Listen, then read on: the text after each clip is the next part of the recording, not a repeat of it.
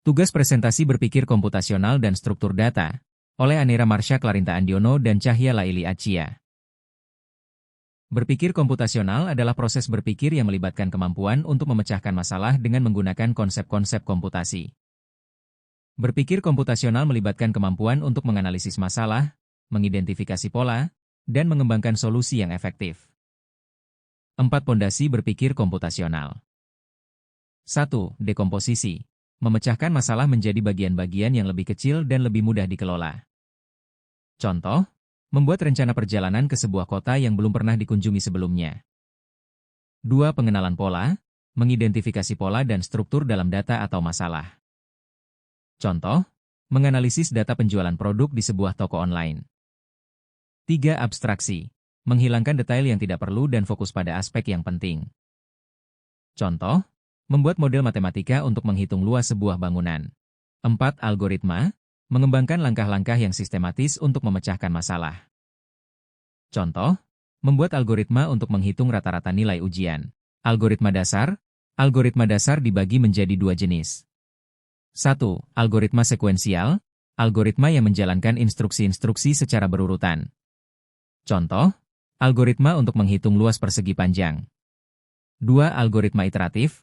Algoritma yang menjalankan instruksi-instruksi secara berulang-ulang. Contoh, algoritma untuk menghitung faktorial sebuah bilangan. Berikut adalah beberapa macam sorting dan langkah kerja masing-masing. 1. Bubble sort. Sorting yang bekerja dengan membandingkan elemen-elemen yang berdekatan dan menukar mereka jika mereka tidak dalam urutan yang benar. Langkah kerja. Bandingkan elemen pertama dengan elemen kedua. Jika elemen pertama lebih besar, tukar mereka. Ulangi langkah di atas untuk semua elemen. 2. Selection sort. Sorting yang bekerja dengan memilih elemen terkecil dari array dan menempatkannya di posisi yang benar. Langkah kerja. Cari elemen terkecil dalam array. Tukar elemen terkecil dengan elemen pertama. Ulangi langkah di atas untuk semua elemen. 3. Insertion sort. Sorting yang bekerja dengan memasukkan elemen-elemen ke dalam array yang sudah terurut. Langkah kerja. Ambil elemen pertama dan masukkan ke dalam array yang sudah terurut. Ambil elemen kedua dan masukkan ke dalam array yang sudah terurut. Ulangi langkah di atas untuk semua elemen. 4. Merge sort. Sorting yang bekerja dengan membagi array menjadi 2 bagian dan menggabungkan mereka kembali dalam urutan yang benar.